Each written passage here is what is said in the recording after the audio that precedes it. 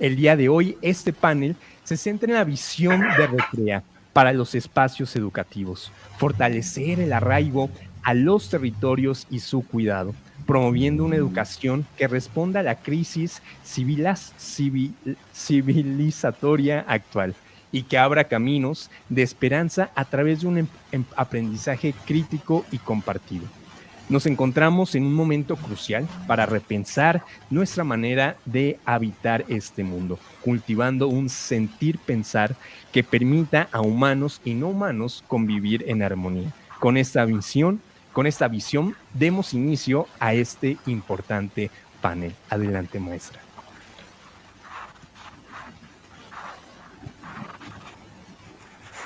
En este conversatorio, El futuro de la educación, quiero saludar a quienes nos acompañan, a Nacho, a José Luis,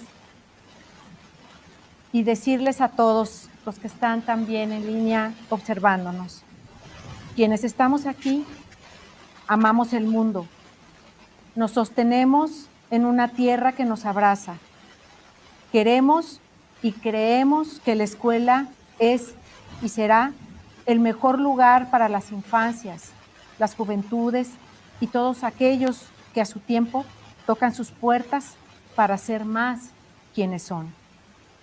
Gracias, Recrea. Un saludo a quienes hacen posible este encuentro. Coincidamos en una mirada que vea ese futuro de la educación con escuelas en donde sus muros también sean el aire, el sol, la vegetación o los desiertos en que viven sus alumnos, sus tradiciones, la manera de nombrar cada objeto que valoran en sus espacios. Que la principal lección y guía para educar sea visibilizar los territorios de la comunidad en que se sitúan sus lenguajes, sus herencias y lo que las distingue y unifica. Gracias, Ignacio Alonso Carrasco y José Luis Grosso, por estar aquí. El propósito de este conversatorio ya se anunció al inicio y voy ahora a compartirles la dinámica de trabajo. Tendremos 4 rondas. En la primera ronda hablaremos del territorio, los sujetos de la educación y, por supuesto, la tierra. En la segunda ronda, cómo conciliar desde Latinoamérica, nuestra América, un proyecto común que mire hacia un horizonte futuro. La tercera ronda será apuntada y haremos una pregunta directa a cada uno de los 2 ponentes. Y en la cuarta ronda ya hablaremos de esos signos que hay que leer desde el presente y que nos vayan colocando hacia una lectura posible de un futuro en la educación. Iniciemos entonces. Primera ronda. Okay. Esto es para nuestros 2 conversadores y daremos 10 minutos para cada intervención en cada cual. Cuando escuchamos la palabra territorio, la vinculamos a un espacio físico, tangible, perceptible y medible. Para ambos, Nacho y José Luis, ¿cómo compartirían su mirada acerca de lo que hemos de entender como territorio a todos los docentes invitados y agentes de acción y cambio educativo que nos acompañan hoy?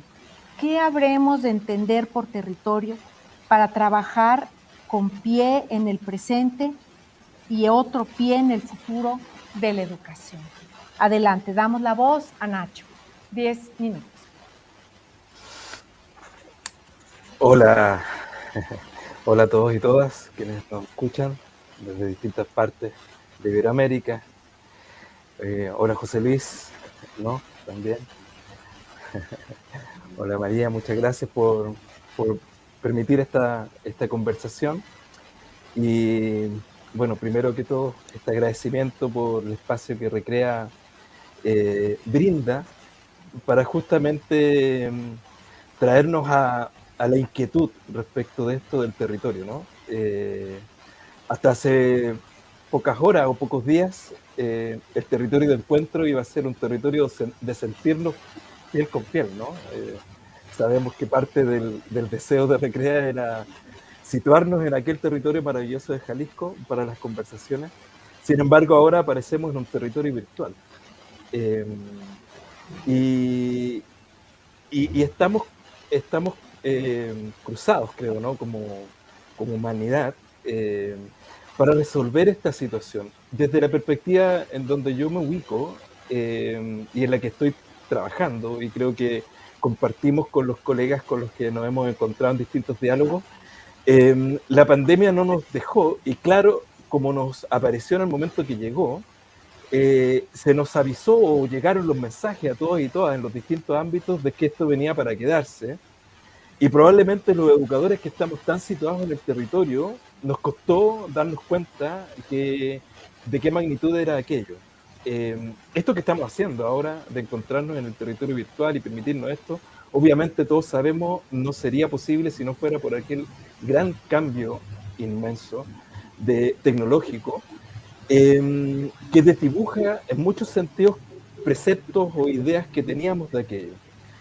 Estamos desafiados, y eso es la situación más relevante desde mi punto de vista para la conversación, para desde la educación poder llegar a una visión más nítida de qué significa este gran cambio tecnológico y qué conlleva o qué implica desde justamente poder resituar esto del territorio.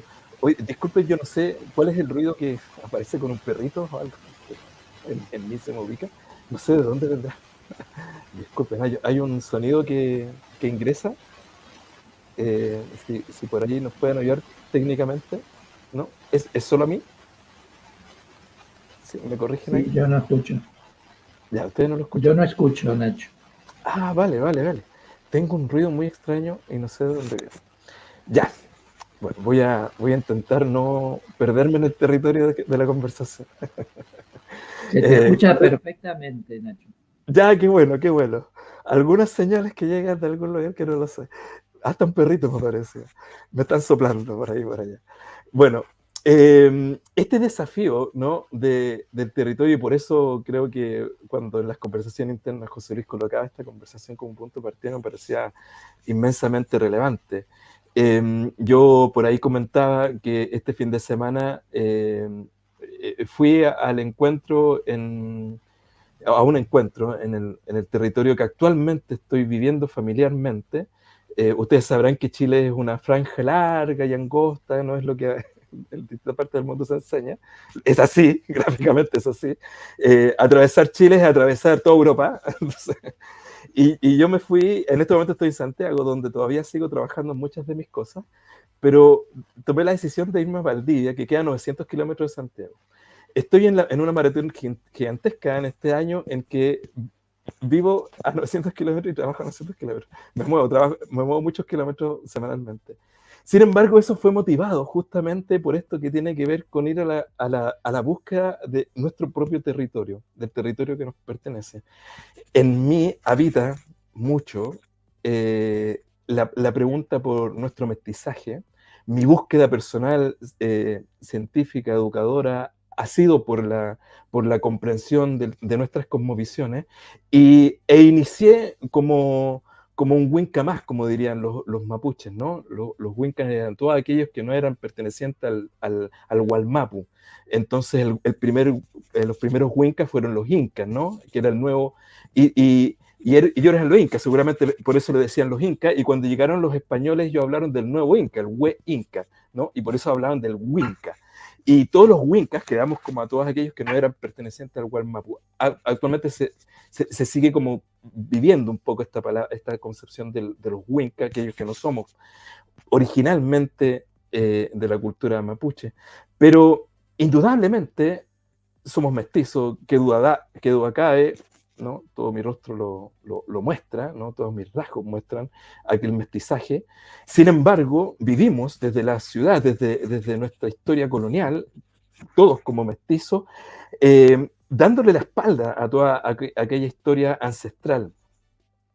Y yo he hecho ese viaje desde que comencé en este camino de la educación.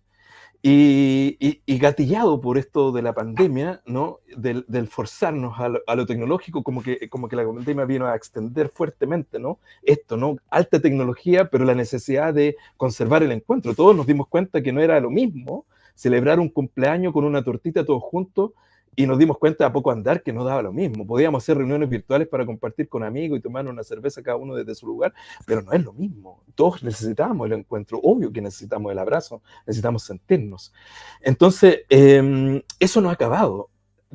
Tenemos que resolver aquello como humanidad hacia adelante. En lo personal, yo hice eso. Durante este año he estado en esto. Y el fin de semana estuve en una celebración de un Huetripantu mapuche, en la comunidad cercana donde me fui a vivir, en donde estoy reconectando. Y para los mapuches, que es la gente de la tierra, eso es mapuche, ¿no? En Mapudungun, Mapuzungún, que es la lengua. Y cuando hace años empecé a indagar para comprender más de esto, mapuche es toda aquella persona que vive en su mapu. Porque mapu, si bien es tierra, y así en muchos lugares todavía se enseña, ¿no? Mapu es la tierra, y podría ser entendida como la misma Pachamama, como lo entienden las culturas más del norte. Mapu, en la cosmovisión mapuche, no es esencialmente eso, no es la reina de la Mapu, no es Gea, como lo entendían los griegos, etc. No, es otra cosa. Mapu es el espacio de habitar. Lo que más se parece a la concepción de Mapu es la concepción a la que yo he llegado después de haber estudiado mucha ciencia, porque mi origen es desde la ingeniería eléctrica y todo lo que tiene que ver con la cibernética después de Varela, y en las concepciones del doctor Maturana, que perfectamente uno las puede encontrar relacionadas con la relatividad de Einstein, cuando aquellos, desde la ciencia moderna, desde la ciencia compleja, se habla del espacio temporal, ¿no?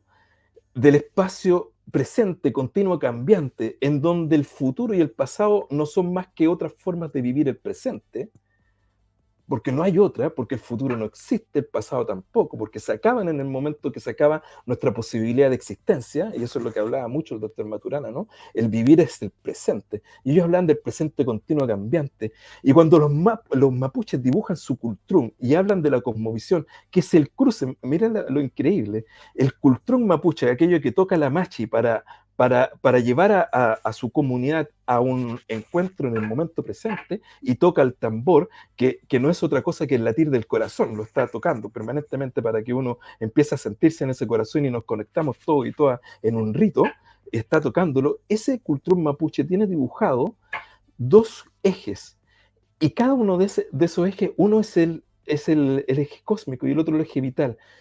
El eje cósmico va de lo macro a lo micro, y del macrocosmos al microcosmos aparece en el medio el meso, el momento del medio, espacialmente. Y el otro eje, el eje vital, del pasado al futuro, y toca en el presente. Por lo tanto, en el presente, que es el lugar donde vivo, se juntan el espacio-tiempo en el presente continuo cambiante. O sea, la cosmovisión mapuche, pero no es la única, porque lo sabían también los taoístas, etc. O sea, sabemos quienes hemos indagado un poco en las culturas centrales, que la humanidad completa sabe que todo se vive en el presente. No hay otro momento, no existe otro. Entonces los mapuches hablan del mapu como aquel lugar donde habito, donde me encuentro en mi presente continuo cambiante con todo mi entorno circunstancial que permite la vida, no otra cosa. Si yo estoy aquí, vital, vivo, sintiendo las señales de ese presente continuo cambiante, entonces estoy vivo, estoy comprendiendo lo que me está pasando, ¿no? Y eso da la posibilidad de que logres percibir más allá de los 5 sentidos que en algún momento se nos enseñaban en la escuela, ¿no? O sea, sabemos hoy desde la neurociencia y todo lo que conocemos nuestra corporalidad, que nuestra multisensorialidad es mucho más grande, ¿no? Percibimos de muchas más formas que lo que permite solamente ¿no? nuestro prefrontal. Son muchas más las señales. Nuestro cuerpo es un cuerpo vivo que cohabita con el entorno. Y el mapu, el territorio mapu, es el territorio que habito. Por lo tanto, el mapuche se le dice o da a comprender o da a entender que es aquel lugar que habito en el momento que estoy viviéndolo. Yo soy mapuche en el entorno que habito, porque lo entiendo, porque lo conozco, porque lo siento, lo percibo. Y desde ahí viene todo lo que tiene que ver con el Kimán mapuche, que es el conocimiento, y el conocimiento de una una de las cosas principales es ver, observar. Hay 4 maneras del conocimiento, no las voy a desglosar ahora porque ya nos extenderíamos demasiado, pero 2 de aquellas muy relevantes. Aprendes observando tu entorno. O sea, si tú ves que los pajaritos en tal época salen todos corriendo, se van de un lugar a otro lugar, bueno, ojo, ten atención a eso, ¿no? Algo te están diciendo. Si los pececitos están corriendo más rápido, bueno, algo hay, ¿no? Si el viento sopla más helado, está soplando más fuerte, bueno, algo pasa, ¿no? Si la gallina cacarea de una forma distinta es porque algo viene, etcétera, ¿no? Todas esas cosas que nos dan señales. Nosotros en la ciudad podemos encontrar las nuestras, ¿no? Observa el entorno para aprender de él y entonces conviértete en un mapuche de ese entorno. Y lo otro es conversando, no solo conversando con las personas, conversando con todo tu entorno. Entonces yo diría que, como síntesis de esta primera parte, desde la perspectiva en la que yo me encuentro hoy trabajando, estamos desafiados desde siempre, ¿no? La humanidad ha estado desafiada. La humanidad que hace 10.000 años comienza con la agricultura y la ganadería y nos cambia todo, ¿no? Y aparece, ¿no? Y empieza a generarse nuestro ego gigantesco de creernos los dueños, ¿no? Los homo deus, como por ahí lo situaba un intelectual. Pero la humanidad tiene 200.000 años, entonces hay una cultura más grande, ¿no? Ese ser tecnológico que avanza en una tecnología cada vez más acelerada, se desafía para reencontrarse, desde mi punto de vista, con su ancestralidad, para reconocerse allí, ¿no? Y yo creo que la gran pregunta es, ¿cómo hacemos? Y esta es una gran respuesta, ¿no? Aquí estamos ocupando la mejor tecnología para reencontrarnos cara a cara, para hacer conversaciones significativas. Yo creo que en la medida que seamos capaces de darle el lugar a la tecnología que merece, desde reconectar con nuestra ancestralidad, que es la que nos va a permitir recordar nuestro territorio, nuestro mapu y el nombre que tenga en cualquier parte del mundo, desde las culturas originarias que conservan esa sabiduría, bueno, yo creo que vamos a ir encontrando los cauces para reencontrar el camino por el cual la humanidad pueda salvarse a sí misma, porque somos los únicos que estamos en riesgo en este planeta, ¿no? Perdón si me extendí un poco. Gracias, Nacho. Sin duda alguna, toda esta mirada que nos lleva a colocarnos en una comprensión de la cosmovisión y estar sensibles a todos aquellos signos que nos rodean, nos ayudan a configurar y dar el primer paso para esta discusión. Ahora vamos a escuchar la participación de José Luis, que nos dice respecto a cómo explicar el territorio a los docentes que nos acompañan para ir ampliando este horizonte de comprensión y situarnos más allá de esta idea de territorio como espacio físico. Adelante, José Luis. Gracias, Flor, gracias, Nacho. Y un saludo para todos los maestros de Jalisco, un abrazo inmenso, un abrazo grande como el territorio. Y eso es lo primero. Voy a conversar un poco con lo que Nacho acaba de exponer de una manera tan hermosa.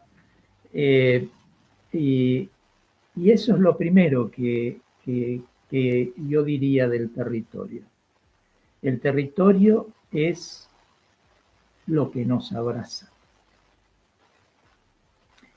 Es aquello que no podemos poner delante, no podemos objetivar, no podemos tratar como algo que está ahí enfrente. El territorio nos envuelve. Hacemos parte del territorio. Somos territorio. Pertenecemos al territorio. Creo que esa es una enseñanza tan maravillosa de nuestras comunidades originarias, es de lo que hablaba recién Nacho, en relación con los pueblos mapuches, y es lo que nosotros en la Quichua, un poco más al norte, en el ámbito andino, le llamamos Pacha, ¿no? El Pacha. El Pacha es el espacio-tiempo. Es ese espacio-tiempo circular que nos envuelve, y al cual pertenecemos. El hecho de que sea circular es un elemento muy importante con respecto a esa idea que tenemos tan asumida, ¿no? de que el tiempo es algo lineal, como decía recién Nacho, ¿no? Tendemos de una manera muy natural, muy formada también escolarmente, a pensar el tiempo como pasado, presente y futuro. Y en nuestras comunidades originarias, desde el norte hasta el sur, digamos, de nuestra Abya Yala, pero no solamente en las comunidades originarias de Abya Yala, sino como recién mencionaba también Nacho, en las comunidades ancestrales, milenarias, de los otros continentes también, está esa idea de la circularidad, de que el territorio es una circularidad en espiral que nos envuelve. Y por eso mismo hay eras. ¿Por qué piensan nuestras comunidades originarias siempre que hay eras? Hay eras que vuelven, hay ciclos, ¿sí?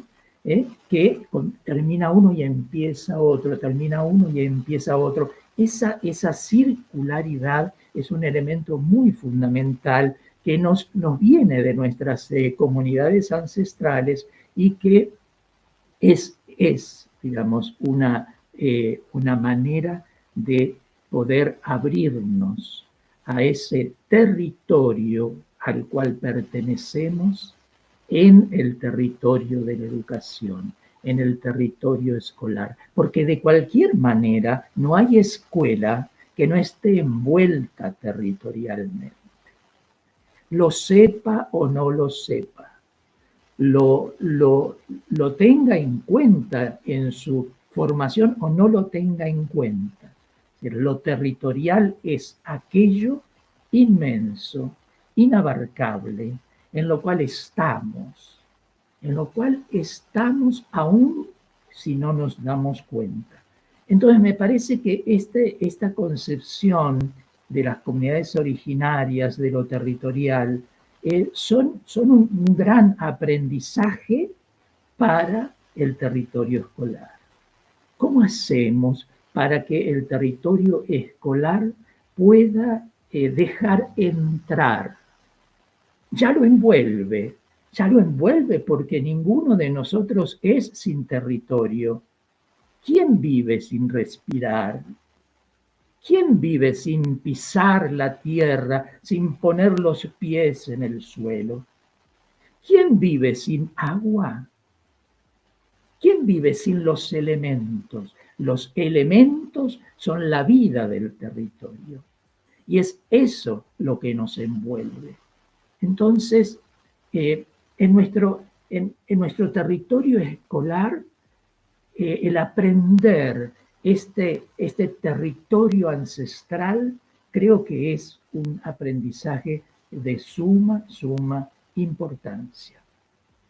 Y que lleva, como decía Nacho también recién, ¿sí?, a seguir el canto de los pájaros, las señas de las nubes, el viaje de las estrellas, los ciclos del sol y de la luna, los ritmos del agua.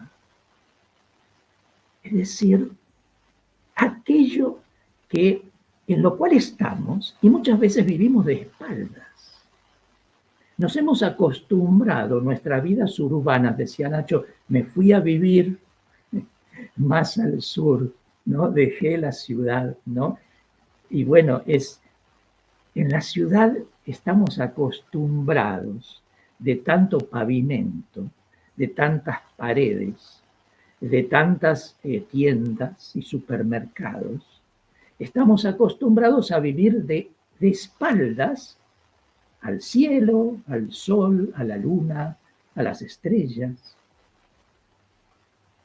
Parece como que tenemos una vida asegurada en las ciudades que no depende de esos ritmos cósmicos y que es un gravísimo error. Y nuestras comunidades originarias sí que miraban al cielo. Sí que miraban al cielo. ¿Por qué? La astrología, la astronomía, el conocimiento astronómico, ¿por qué es de las ciencias más antiguas y milenarias? Porque nuestras comunidades ancestrales han aprendido a vivir al ritmo de los elementos del territorio. Y eso creo, en esta crisis civilizatoria, en esta crisis del modelo civilizatorio, en la cual está incluida, está también inmersa, comprometida la educación. En esta crisis es muy importante que la reexistencia de nuestros territorios venga desde la salud ancestral. Sé que Nacho cree también en esto y que resuena de una manera hermosa en su pensamiento. Pero esto, ¿no? Reexistir en nuestros territorios es volver a la salud ancestral. Porque no estamos bien. La crisis del modelo civilizatorio, ¿sí?, es como si fuera una enfermedad crónica. Una enfermedad crónica de la cual a veces ni cuenta nos damos y que no diagnosticamos. No hay quien la diagnostique. Pero esto de vivir de espaldas al cielo, al ciclo de los astros, al ritmo del agua, a la fertilidad de la tierra, al ciclo de las semillas, al cuidado de las plantas, al canto de los pájaros, el vivir de espaldas, ¿sí?, nos tiene enfermos. Y entonces creo que lo territorial es salud, es principalmente salud. Yo diría, si tuviera que decir, si ustedes me empujan y me arrinconan y me dicen, diga en una sola palabra, ¿qué es esto de la pertenencia a lo territorial? Es salud. Es salud. Salud en el sentido grande de la palabra. Es decir, como decía Nacho, es habitar este espacio-tiempo en consonancia con él, buscando la armonización con él. Entonces, yo diría esto y lo dejo acá para no extenderme demasiado y para también dar la palabra y que esto sea una conversación. Gracias. Las palabras de ambos, esa coincidencia, y también decirle a los maestros que nos acompañan que estas vivencias que nos comparte Nacho desde Chile, José Luis desde Argentina, también nos obliga a poner la mirada en nuestro México con más de 60 comunidades indígenas, también con su propia cosmovisión y con esos a veces esplendores que los miramos como ruinas arqueológicas, pero que esas comunidades están vivas en nuestra América y están presentes también en nuestro día a día, y nos cruzamos con ellos en las escuelas, nos cruzamos también con alumnos que hablan otra lengua y están absorbidos en una educación estandarizada y en español. Hablo del caso de nuestra nación. Con eso cerraríamos la primera ronda, en la cual dialogamos y conversamos en relación a territorio, a este concepto probablemente inacible, pero necesario de deslindar de esta interpretación meramente tangible para avanzar hacia la segunda ronda, en donde pediremos a Ignacio, a Nacho, que nos platique respecto al siguiente punto. ¿Cómo conciliar desde Latinoamérica, nuestra América, un proyecto común? Abrazar sus diferencias, pero potenciar sus similitudes. ¿Es posible establecer vasos comunicantes que mantengan en su núcleo central nuestra historia ancestral y conformar un metabolismo que asuma nuestra condición de cultura emergente. ¿Qué nos dices, Nacho, respecto a esta segunda ronda en la que platicaremos sobre esas condiciones o puntos que nos unen como latinoamericanos, pero que nos permiten ir avanzando en un proyecto compartido? Y lo que da razón que ustedes en este trascendente encuentro de Recrea Academy 24 de espacio a estas latitudes tan lejanas de México hacia Chile. Te escuchamos. Gracias, Flor. Y disculpa, antes te dije otro nombre, perdona, es que nada que ver, Flor. Seguramente los nervios, igualmente en estas cosas, aunque sea así, uno también tiene nervios, ¿no? Somos de carne y hueso. Pero qué bueno que ya estamos conversando y nos vamos tranquilizando. Y bueno, escuchaba tus palabras de invitación y no puedo evitar suspirar me pasan muchas cosas al escuchar la invitación reflexiva, porque me remueve en muchos sentidos en ya aquella parte en donde es difícil colocar pie de página, ¿no? O reforzar algunas ideas porque ya vienen del ensueño, ¿no? De lo que uno imagina. Entonces perdónenme si en alguna parte ya digo cosas que son solo del corazón, ¿no? Porque no van a haber referencias de esta parte. Porque, claro, y me acordé mucho de Giordano Bruno.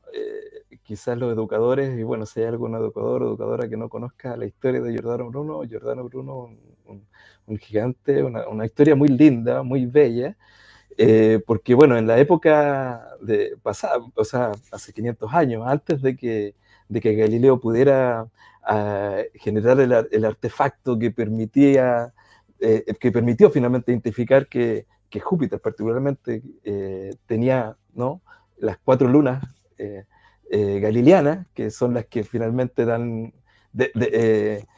aterrizan o le dan el puntapié final a las ideas, ¿no?, heliocéntricas, ¿no?, y entierran el geocentrismo, ¿no? Obviamente con toda la historia que ya sabemos, ¿no?, para aquellos pensadores. Bueno, un poco antes, Giordano Bruno, un clérigo, él soñaba con que las estrellas eran soles. Entonces no tenía medio de comprobación porque no había, ¿no? Galileo hizo el telescopio después. Entonces él se lo soñaba. Fue tan grande su sueño que él salió a predicarlo. Como buen creyente, él sintió que ese mensaje venía del Señor. Entonces él decía que la obra del Señor era más grande que lo que los humanos creían y por lo tanto los soles tenían estrellas o sea, las estrellas eran soles y por lo tanto había más planetas.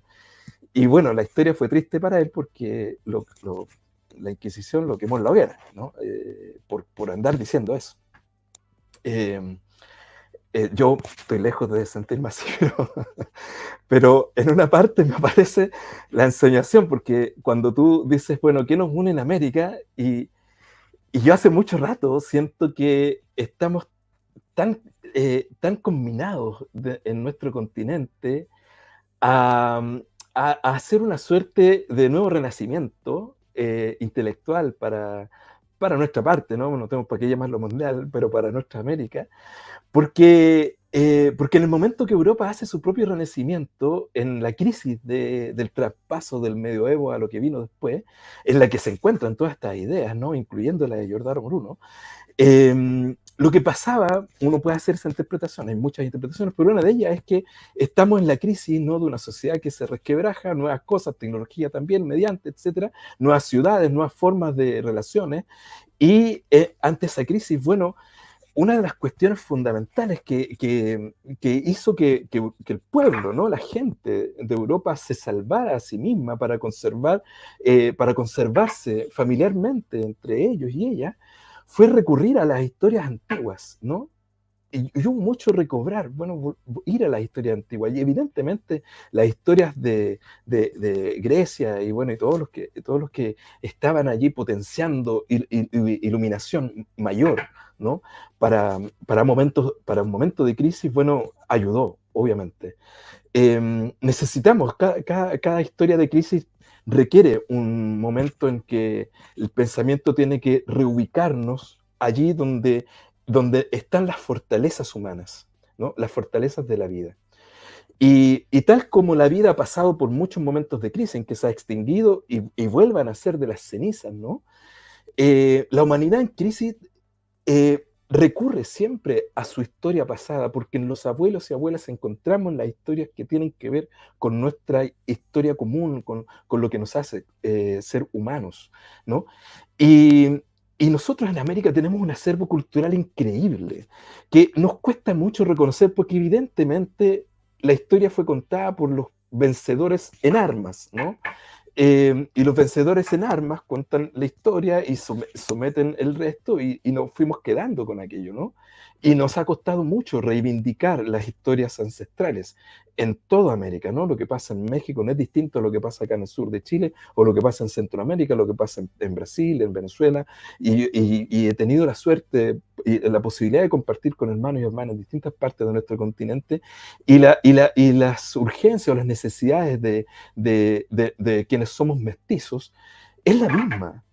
Tenemos muy poca cultura de reivindicación de nuestro acervo cultural.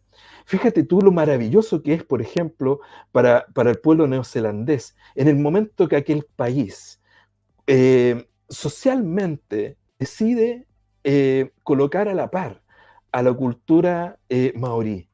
Y no sería lo mismo lo que le ha pasado a Nueva Zelanda, incluso ante la respuesta compleja del COVID, en donde la cultura neozelandesa, con una muy buena democracia, pero no me cabe la menor duda que eso tiene que ver también con cómo se llevan las cosas de fondo, ¿no? Y las cosas de fondo tienen que ver mucho con cómo respetamos la cultura pasada, ¿no? La cultura que nos hace compartir en el mismo territorio. Por eso las palabras se unen. O sea, me puedo reencontrar con mi territorio, puedo abrazar mi territorio, pero si no soy respetado por el contexto donde vivo respecto de aquello que hago desde mi territorio, entonces no, seguimos viviendo sometidos, seguimos viviendo colonizadoramente. Entonces, ¿cómo nos descolonizamos en América? Lo tenemos que hacer desde la historia personal, o sea, hay un recorrido individual y no es con menos dolor, es súper doloroso. Cada vez que uno toma una decisión de ir hacia el encuentro de la historia personal, individual y recrear aquellas cosas que nos conectan, siempre es un desafío, porque al momento que tomo esa decisión, algo tengo que dejar a un lado, algo tengo que abandonar, algo tengo que soltar de esta cultura que nos envuelve en la comodidad, que nos envuelve en la perplejidad, que nos envuelve en vendernos cosas que no necesitamos. Entonces, claro que es difícil porque tenemos que hacerlo en la interna, en lo familiar, y ahí está el niño, niña pidiéndonos cosas, está el adolescente pidiéndonos cosas, bueno, todos. Yo no estoy exento de problemas de ese tipo, o sea, por favor, ¿no? O sea, no, cualquier interrogación que vayan a hacer después en lo familiar se van a encontrar con un Ignacio lleno de problemas y dificultades cotidianas ante eso. Por supuesto, vivimos una sociedad occidental que nos pone en la complejidad permanente. Pero ahí es donde yo creo que justamente en América Latina tenemos un impulso importante para reencontrarnos con esas fuerzas, ¿no? Y en cada comunidad, en cada lugar y en cada ciudad, porque finalmente esto se resuelve fuertemente también en las ciudades donde el desafío es mayor. ¿Cómo reencontramos con esas historias que cada persona que ha vivido en Latinoamérica tiene? O sea, la puedes encontrar en el mate, la puedes encontrar en los nachos, la puedes encontrar en cualquier cosa que puedas ir a la búsqueda de aquella historia que conecta con tu cultura familiar, con tu cultura del lugar y que te dice, esta es la manera en que los abuelos y abuelas en este territorio siempre se conectaron, siempre conversaron y solucionaron sus conflictos para hacernos crecer como hermanos y hermanas de un continente que hace no muchos años era un continente hermanada. Entonces, que no exento de conflicto, obviamente. Sabemos que tanto aztecas como incas tuvieron su momento y sus crisis, etcétera, pero sabemos que buena parte de la cultura, de las culturas americanas, conservan incluso hasta el día de hoy acervo matrístico, y disculpe la palabra, la podemos extender en otro momento, pero lo matrístico, la cultura matrística que la humanidad recreó por más de 150.000 años, aquella cultura en donde los objetos que se veneraban era la circularidad, como bien decía José Luis hace poco, ¿no? La circularidad, el compartir, el abrazarnos, el colaborarnos, siempre fueron durante más de 150.000 años lo principal para la humanidad. Y es eso lo que hizo nuestro lenguaje y nuestro mayor potencial como cultura.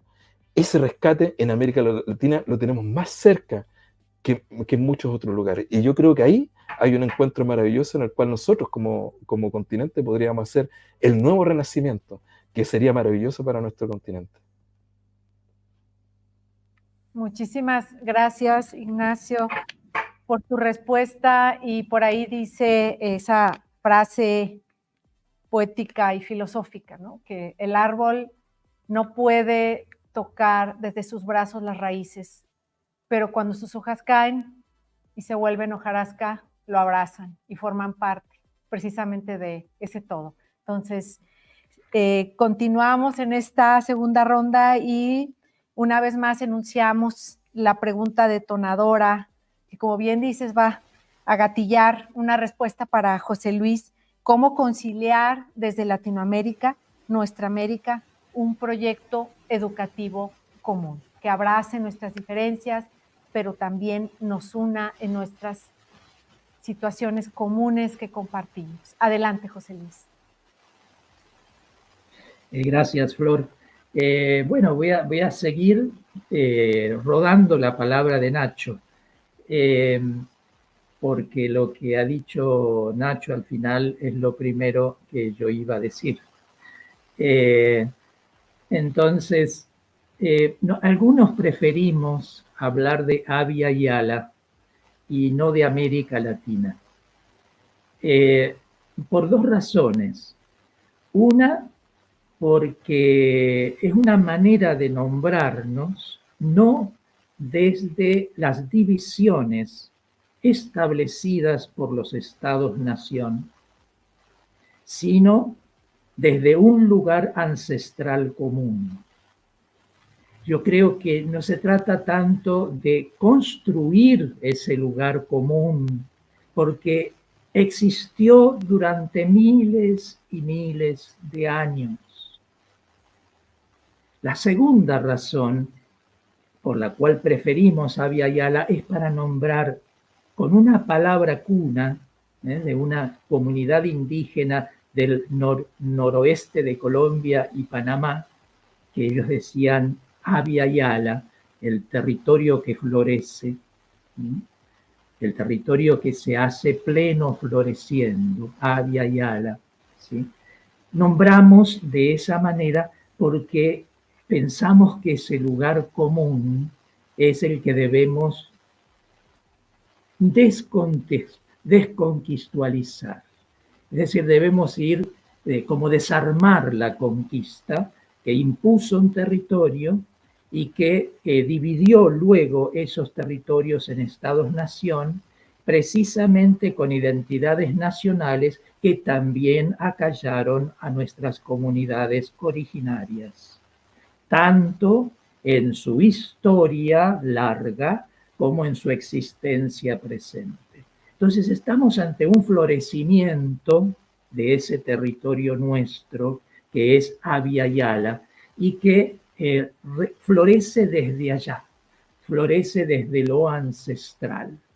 Me parece que esto es muy importante, porque si la educación se deja abrazar por este sentimiento territorial, ese sentimiento territorial va a transformar nuestra educación.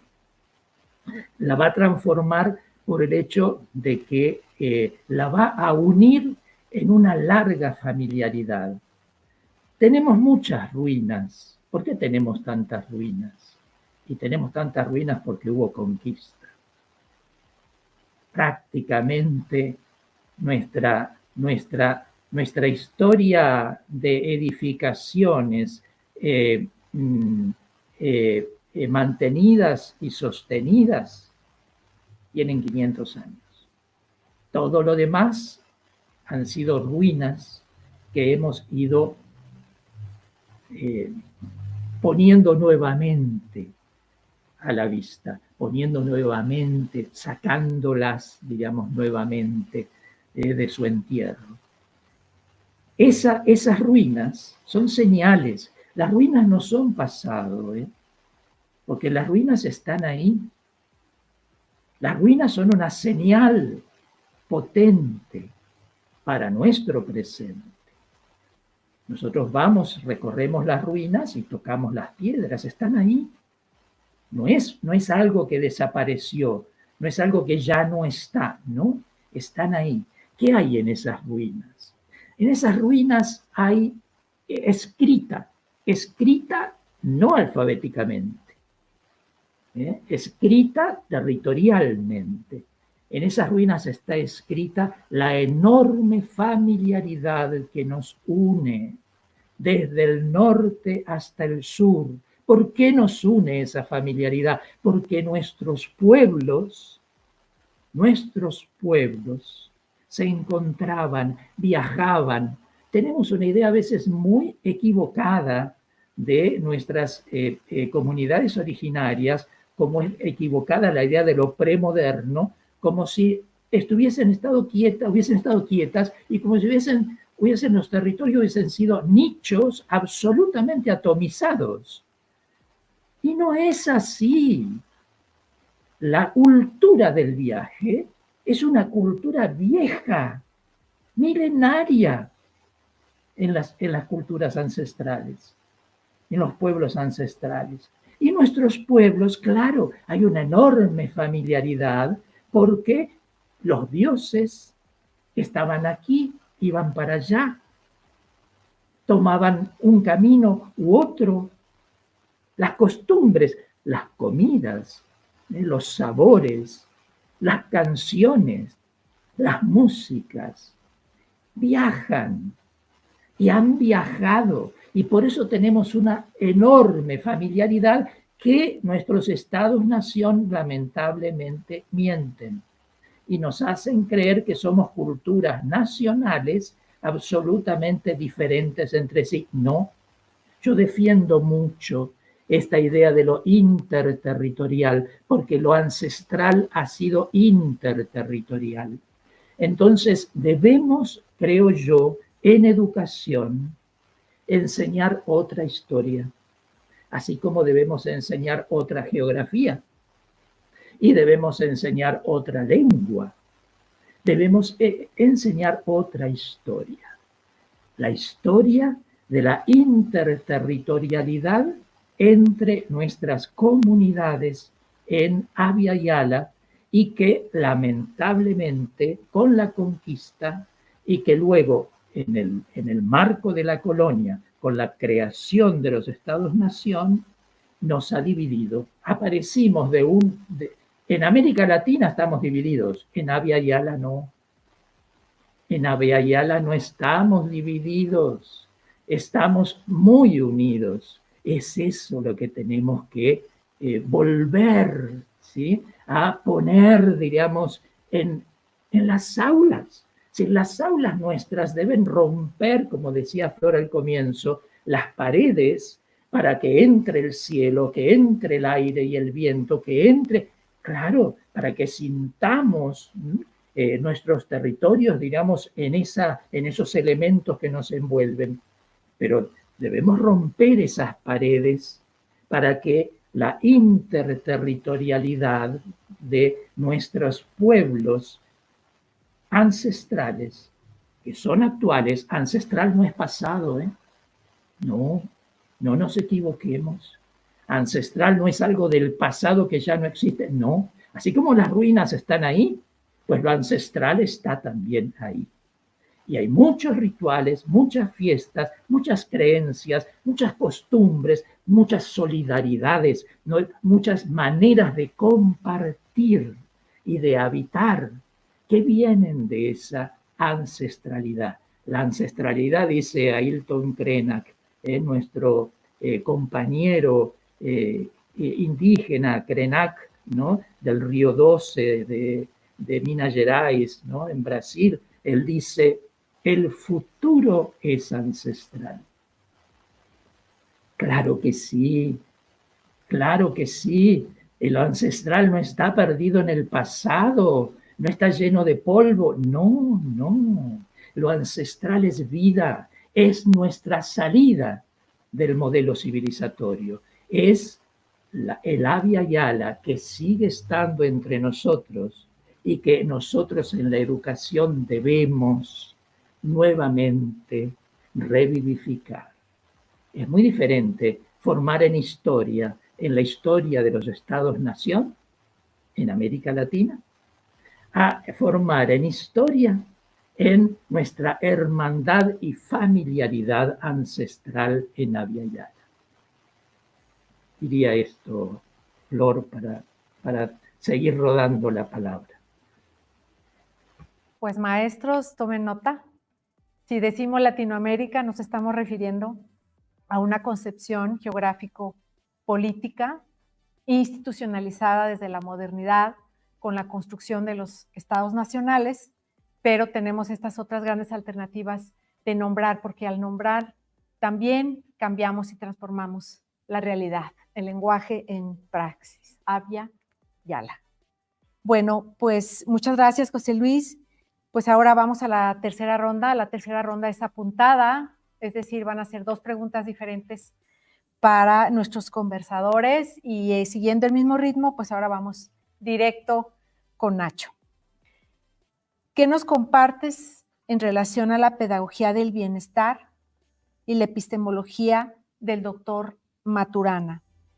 La escuela chilena, maestros que nos acompañan, que nos escuchan, sepan, y seguramente ya lo saben, que esta escuela chilena ha provocado intensas revueltas y profundas transformaciones en el pensamiento contemporáneo por su potencialidad y por su manera de ver la educación estrechamente ligada a la vida misma. ¿Qué nos dices, Nacho, respecto a este y otros proyectos que distinguen esos territorios pedagógico-educativos, pero sobre todo de vida y de cómo nos une toda la concepción biológica de la vida para entender el conocimiento, todas las categorías de autopoiesis, autorregulación que tanto nos han permitido abrirnos campo en el tema tanto de la filosofía, la pedagogía e incluso la lingüística desde la escuela chilena que encabezó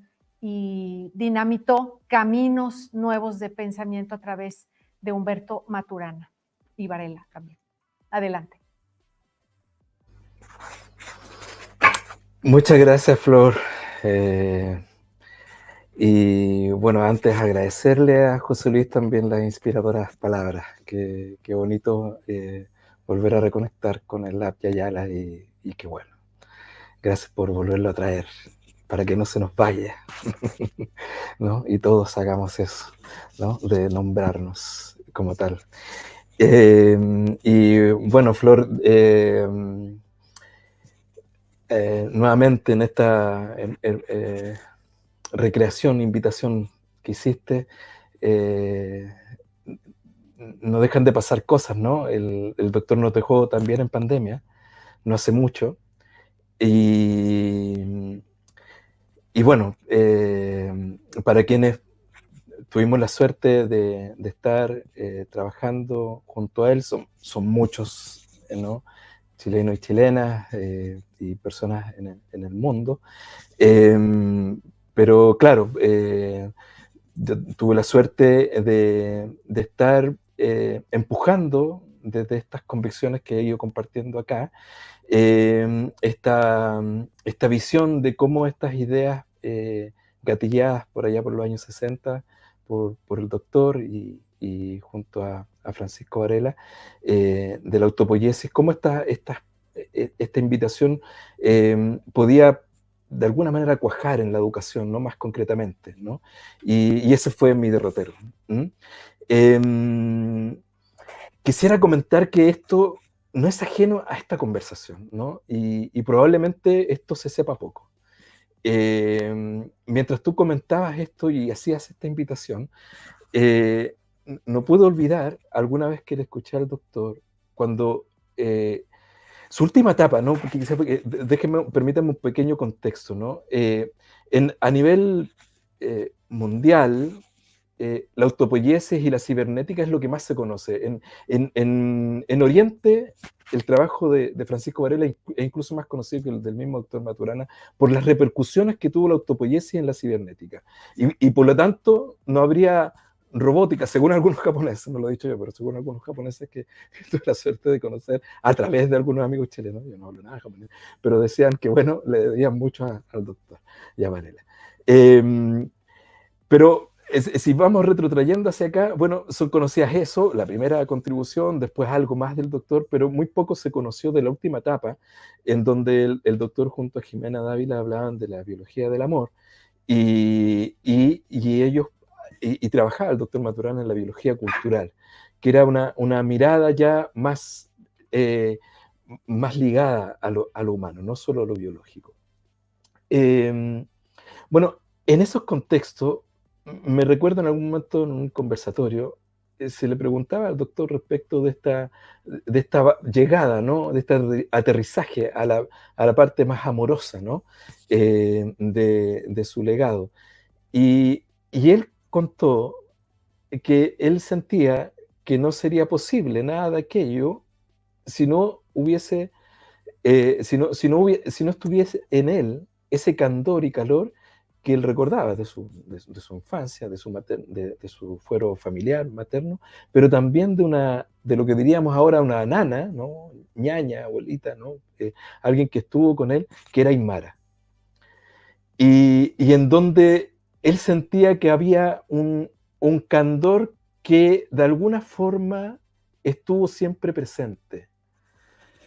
Y no es menor porque quienes hemos seguido su legado, o yo voy a hablar por mí, desde cómo yo sigo su legado, no puedo no conectar aquello con esto otro, que es que el doctor, junto al doctor Podosy, después, a los años después de la autopoiesis, de esta gran frase, que es una revolución en biología finalmente, porque cuando hay muchos elementos para no saber cómo ordenamos la vida, él junto a Varela dicen, simplifiquémoslo, la vida es simple, es un proceso, ¿no? Es un proceso de autoconstrucción. Y ese proceso de autoconstrucción, fíjense ustedes que ellos hacen una figura circular, que es continuamente cambiante con el entorno. O sea, es de una simplicidad tal que cuesta tanto entenderla, ¿no? Es como la ecuación de Einstein, E igual a mc cuadrado, pero no puede ser más sencilla si son 1, 2, 3, 4, 5 símbolos, E igual a mc cuadrado. Pero ya se sabe que en física pocos entienden qué decía Einstein. Bueno, al doctor le pasaba un poco lo mismo, ¿no? La autopoiesis es muy simple, pero quizás justamente la perplejidad en la que de repente nos quedamos, ¿no? En esta sociedad de consumo, es lo que nos hace olvidar esa simplicidad. Ellos, ¿no? La Escuela de Santiago vino a proponer en biología una visión simple de entender la vida. Tan simple que hasta el día de hoy sigue siendo controversial en muchos círculos científicos porque se le da poco espacio, ¿no? Y se siguen colocando otras cosas. O barreras a veces, ¿no? Para que aquello se enseñe más. Hay muy pocas escuelas que enseñan autopoiesis como uno de los fundamentos de la vida. Pero lo otro que se enseña incluso menos es que a los años después, el doctor Maturana escribió un artículo con el doctor Jorge Podosy que hablaba de la deriva natural. Y la deriva natural es una consecuencia de la autopoiesis para mirar la evolución. Y es una mirada alternativa a la evolución darwiniana.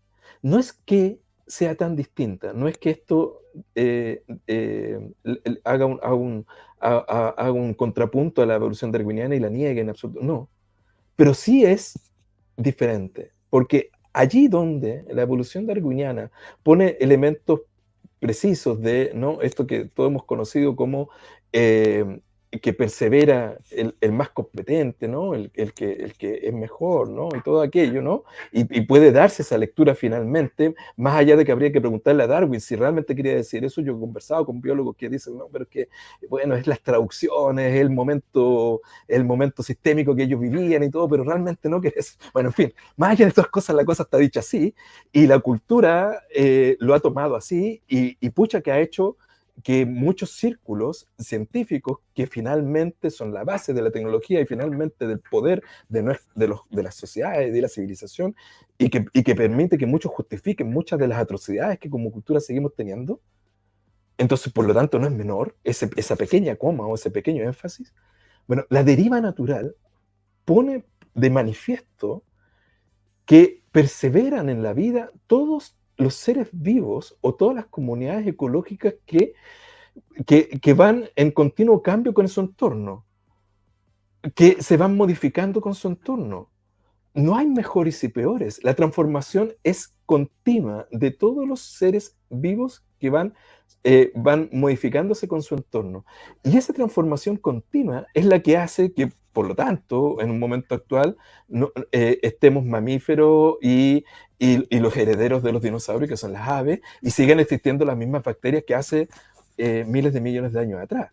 O sea, si solo quedan los mejores, hay muchos que supuestamente debieran haberse extinguido. No. La vida es conservadora respecto de aquello que logra convivir armoniosamente en un contexto de transformaciones continuas en que todo se va dando de forma complementaria. Los seres vivos se transforman con el espacio que cohabitan. Y por lo tanto, y ese es el aprendizaje. La otra cosa interesante, y ahí es donde viene mi enganche, y decir, pero esto tenemos que saberlo todos los educadores. O sea, todo espacio de convivencia es un espacio continuo de aprendizaje, porque no hay momento en que la vida no se esté transformando continuamente con el entorno que cohabita. Y por lo tanto, todo niño, independiente del origen de sus padres, si nace en China, va a hablar chino, como cualquier niño o niña con los colores que tenga. Si lo hacemos nacer en el Wallmapu, va a hablar Mapuzungún. Porque nos transformamos en el entorno, tanto que un humano que no es alimentado maternalmente por una humana y es alimentado maternalmente por una loba, se va a convertir en un lobo. Y experiencias de eso hay. Entonces, nos transformamos con el entorno. Somos plásticos. Y eso es el aprendizaje, la capacidad biológica, vital, de transformarnos con el entorno. Por eso es tan crucial que los entornos territoriales sean capaces de recobrarse a sí mismos en sus propios valores, porque cuando se recobran en sus valores, todo el entorno aprende y va conviviendo en aquellos valores. Por eso el desafío cultural que nos plantea la Escuela de Santiago, después de colocar la Escuela de Santiago, ¿no? Así fue llamada por unos doctores europeos cuando conocieron la autopoiesis y dijeron, nace un concepto vital para la humanidad, y hablaron de la Escuela de Santiago, como se hablaba de la Escuela de Mileto, ¿no? La Escuela de Santiago, la autopoiesis. Pero obviamente hay derivadas, y la derivada actual es decir, si comprendemos que la vida es autopoyética, que el cosmos es autopoyético, que el aprendizaje se da en transformaciones continuas del ambiente que todo ser vivo puede convivir, entonces la cultura, que es un modo de convivir, la cultura es un modo de convivir conservando ciertas emociones, y el patriarcado es una manera de convivir conservando la emoción del dominador o de la dominación. Entonces, si somos capaces de recrear convivencias que son colaborativas, que son amorosas, que son generosas, que nuestros pueblos tienen en sus recuerdos, en su memoria de sangre, en su memoria corporal, entonces estamos haciendo un cambio cultural vital. Por eso, el llamado a un reencuentro, a un renacimiento cultural en nuestra América, en nuestra Abya es vital, porque nuestra Abya tiene memoria colectiva, tiene memoria colaborativa, y recrear aquello es recrear una nueva cultura, una nueva cosmovisión, un nuevo modo de convivir que va en línea con la recreación de una cultura matrística que nos pertenece a todos y todas los humanos de este planeta.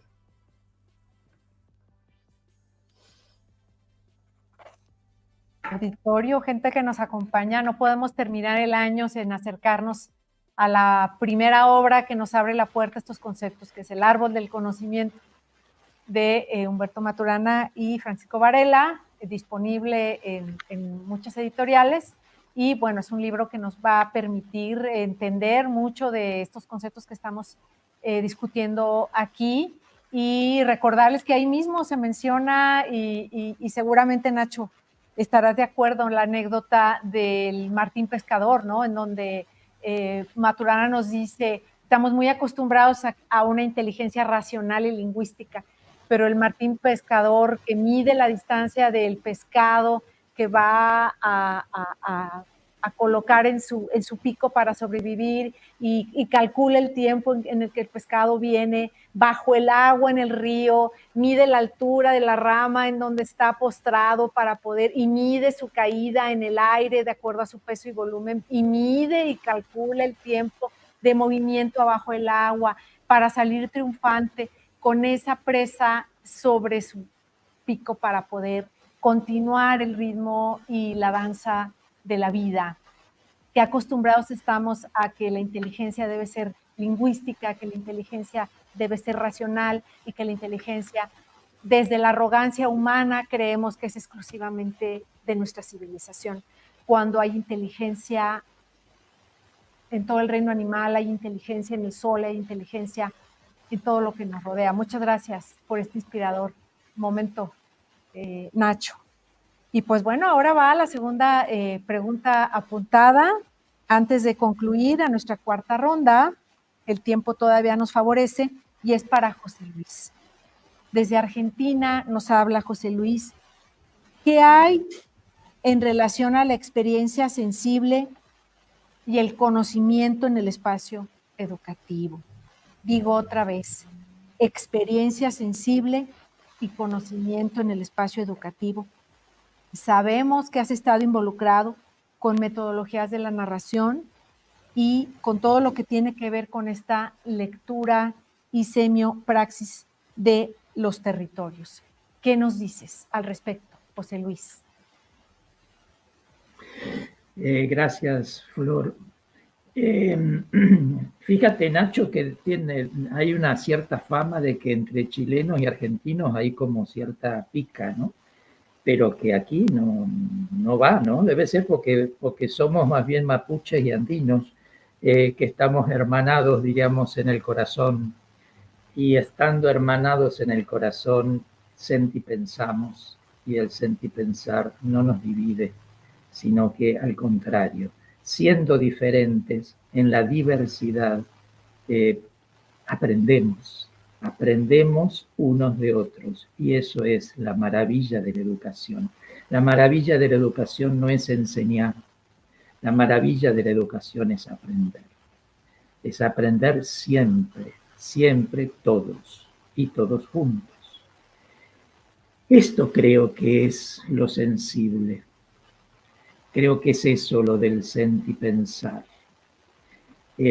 Lo sensible nos hace necesario no aislarnos ni separarnos para aprender, sino estando juntos y atendiendo las señales. Así como hablabas recién, Flor, del Martín Pescador, ¿no? Atendiendo a las señales del pez.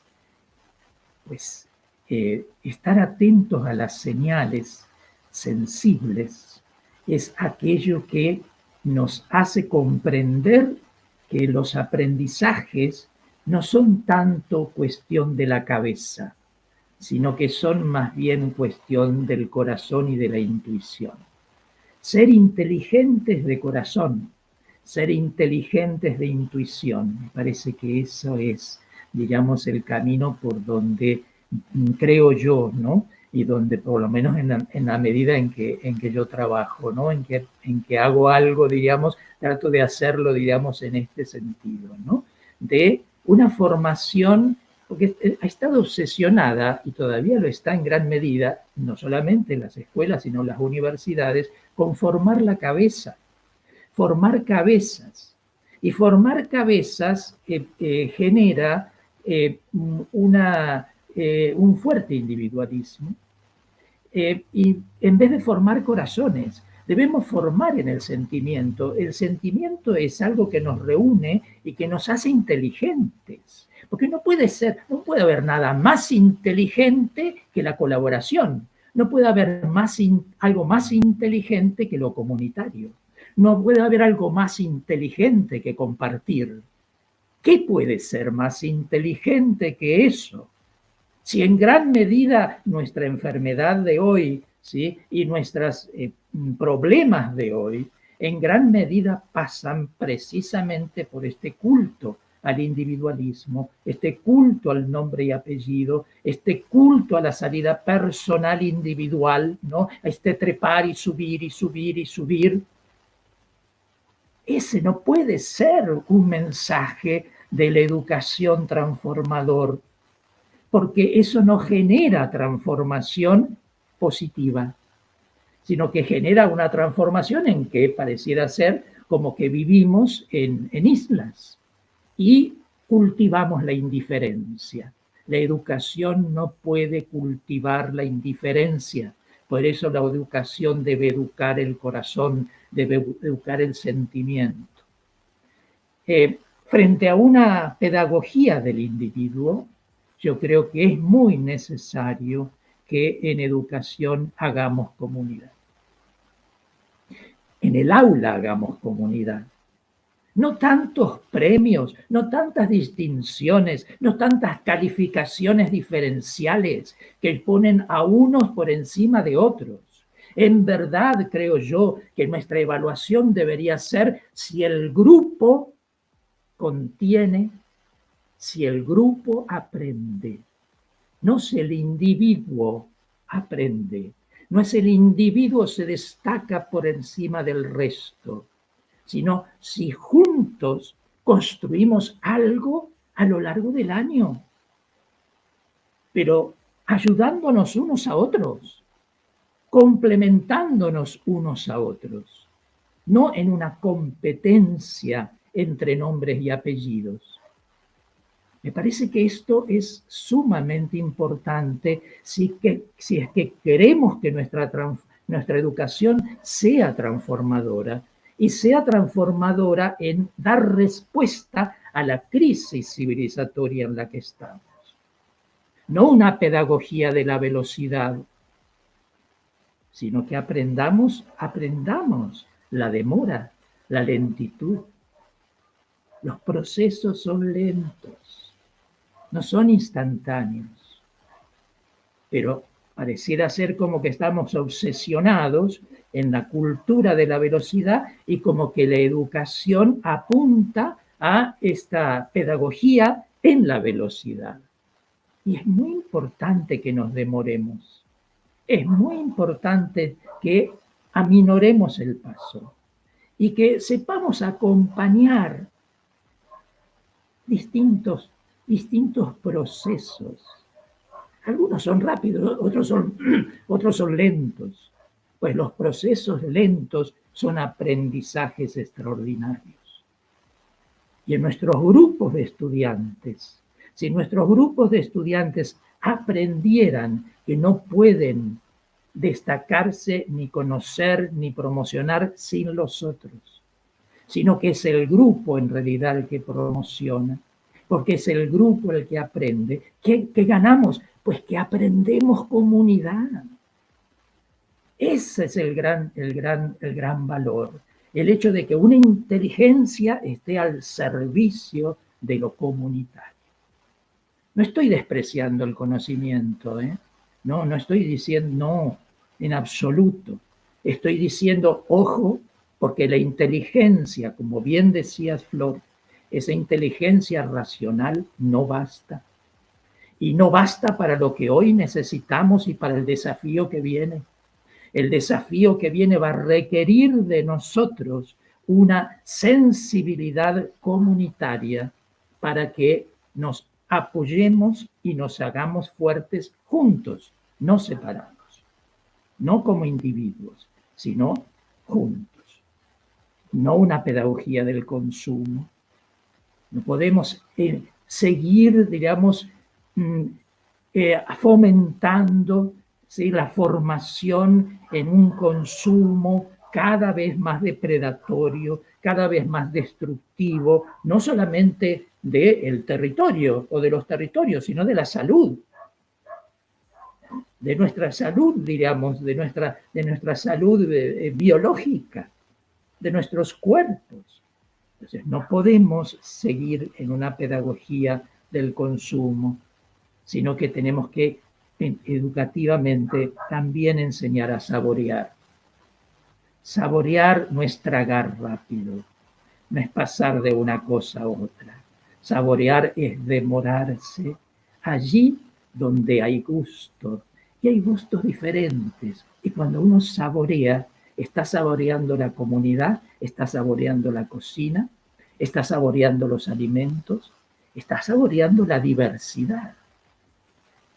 Saborear es abrirse a la diversidad. Consumir es tragar, tragar y tragar y tragar. Velozmente, rápidamente, sin memoria, sin recuerdo, sin gusto, sin gratitud, sin goce. Entonces, eso es la semiopraxis. Eso es la semiopraxis sensible. El hecho de que en nuestros ámbitos educativos le apostemos a que la formación en el corazón, que el sentipensar no es una palabrita de moda, no es un nuevo lenguaje. A veces en educación, lamentablemente, cambiamos el lenguaje y creemos que cambiamos todo, porque hablamos diferente, incorporamos nuevas palabras. De lo que se trata es que esas palabras, como bien decías, Flor, con esas palabras podemos transformar, claro, pero cuando saboreamos esas palabras, cuando esas palabras nos producen cosas, nos hacen algo en nosotros esas palabras, nos cambian a nosotros, nos abren, digamos, nuevos sentidos sensibles. Eso es la semiopraxis. Entonces, me parece que necesitamos una educación sensible que nos haga comprender que el gran desafío no es ser inteligentes individualistas, sino que es ser inteligentes comunitarios. Lo que necesitamos es inteligencia comunitaria. Eso es lo que necesitamos. Diría eso, querida Flor. Muchísimas gracias, José Luis. Y bueno, maestros, a eso venimos a Recrea, a estar atentos a estas vueltas de tuerca, a estar atentos a atrevernos a desafiar nuestros escenarios y nuestras propias perspectivas, a que no somos agentes que van a amueblar la cabeza de nuestros alumnos y a que la educación definitivamente no se trata de un catálogo de informaciones con las cuales nosotros vamos a satisfacer una política curricular, sino que hay algo más y siempre hay más posibilidades de experimentar y abrirnos y considerar, escucharnos y unirnos. Para la cuarta ronda vamos a cambiar un poco la dinámica y vamos a pedir, porque ya estamos en el cierre y hay que hacer el tránsito hacia el siguiente foro, en una sola frase, Nacho, en una sola frase, José Luis, ¿qué signos leemos en el presente que anticipen el futuro de la educación en nuestros territorios? Usted puede elegir una o a leer 3 preguntas. ¿Cómo mantener la flama de la fogata primigenia, donde la escuela era el relato de los mayores? ¿Qué caminos se vislumbran para resistir desde lo local, es decir, ser hijo de la aldea, pero conectado a la tecnología? Nacho, una frase para cerrar, unas palabras breves sobre este último punto, cuarta ronda, que cierra con el tema e intención de esta conversación, el futuro de la educación. ¿Qué eliges? ¿Qué nos dices en una breve frase de cierre para concluir tu intervención? Gracias por estar en Recrea. Te escuchamos, Ignacio.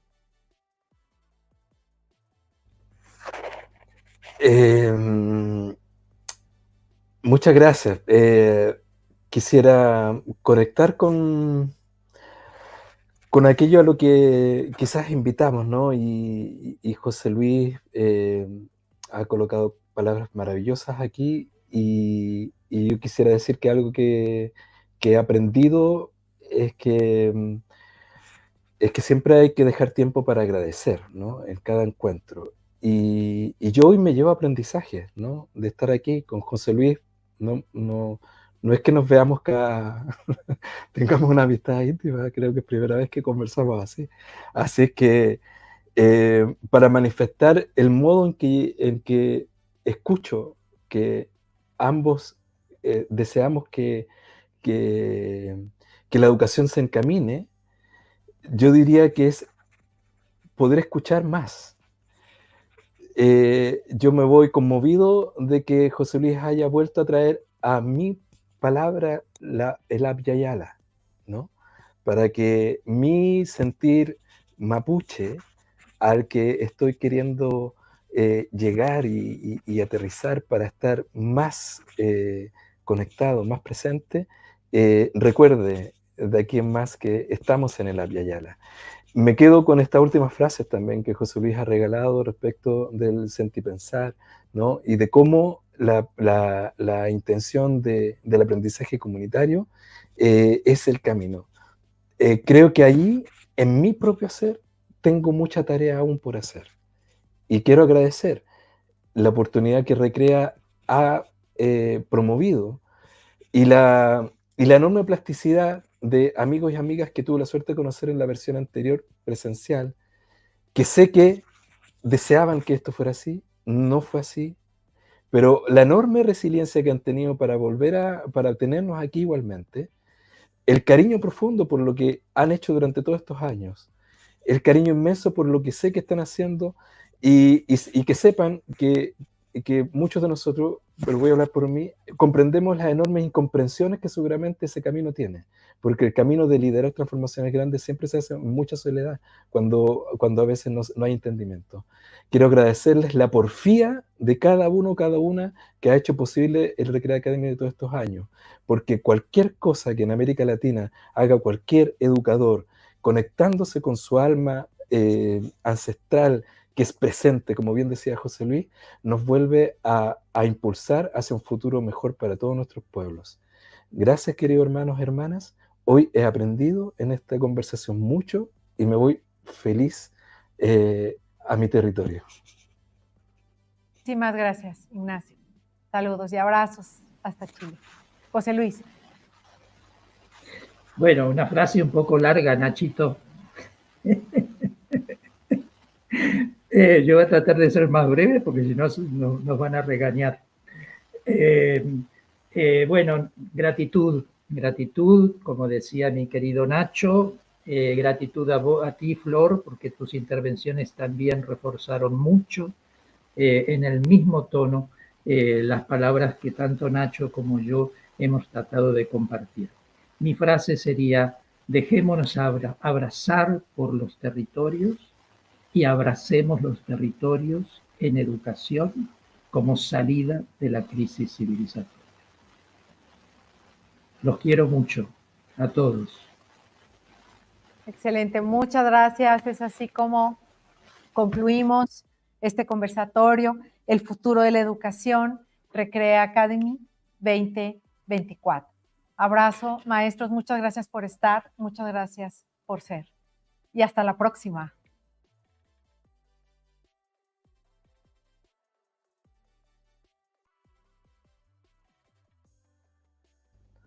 Chao, José Luis, ¿todavía nos escuchamos? Eso. Chao. Creo que estamos ya fuera de escena, así que podemos hablar tranquilos. Adelante, adelante, aquí. Vamos a cerrar. ¿Qué tal les ha parecido? Aquí seguimos, estimados maestros. ¿Qué tal les ha parecido este maravilloso panel donde hemos tenido la oportunidad de explorar distintas visiones sobre el futuro de la educación? De verdad estamos muy contentos de tenerlos en este maravilloso panel. Agradecemos profundamente a nuestros ponentes Ignacio Carrasco, muchas gracias por tus lindas palabras para todo el equipo de Recrea Academy, pero también nosotros te agradecemos profundamente a nombre de la Secretaría de Educación de todos tu participación en Recrea Academy 2024, por supuesto también a José Luis Grosso por compartirnos su experiencia y sus perspectivas sobre los retos y oportunidades que enfrentamos. También agradecemos, por supuesto, a nuestra modeladora, Flora Alejandra Gómez Contreras, por guiarnos en esta importante conversación. Seguramente muy valiosa para todos los que nos están siguiendo a través de nuestro canal, de nuestras redes sociales.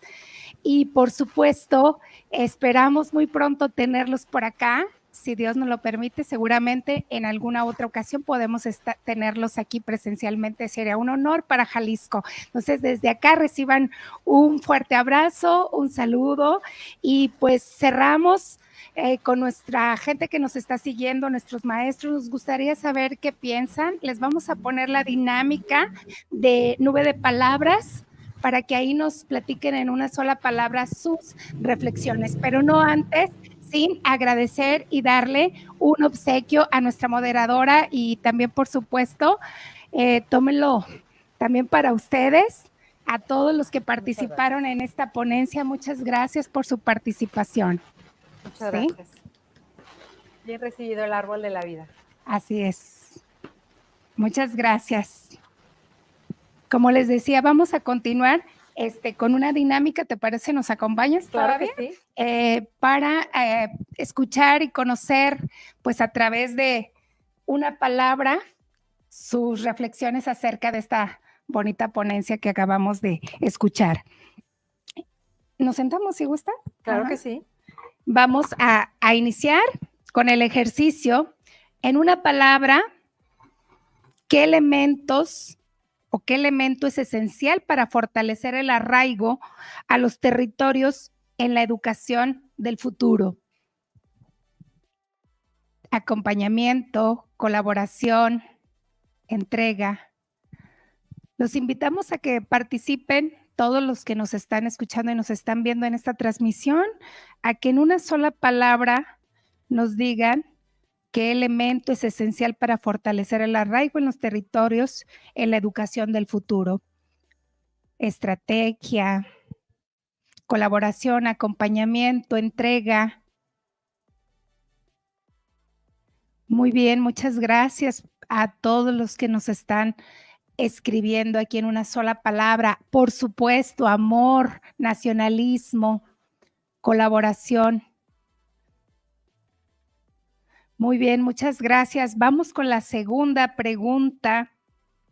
En una sola palabra, ¿cómo describirías el papel del docente como agente de cambio en la transformación educativa?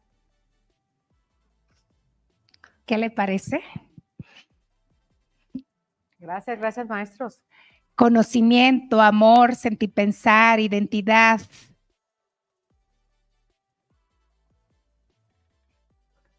Muchas gracias, ya estamos aquí observando, guía.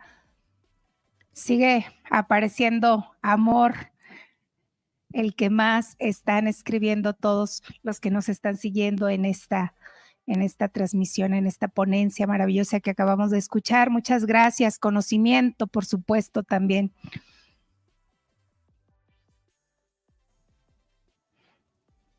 Continuamos con la siguiente. Muchas gracias a los miles y maestros que están participando. En una palabra, ¿qué valor consideras clave para promover una educación que responda a la crisis civilizatoria actual? Amor, humanismo, solidaridad, respeto, tolerancia, responsabilidad, tradición, entrega. Muchas gracias a todos los que están participando. Qué bonito se ve la reflexión que nos deja esta valiosa ponencia. En una palabra, vamos a terminar con la última pregunta, ¿qué es fundamental para construir una educación que inspire caminos de esperanza. Motivación, ética, compromiso, respeto, humanismo, compromiso, confianza y muchas, muchas más que ya no alcanzo a leer. Le vamos a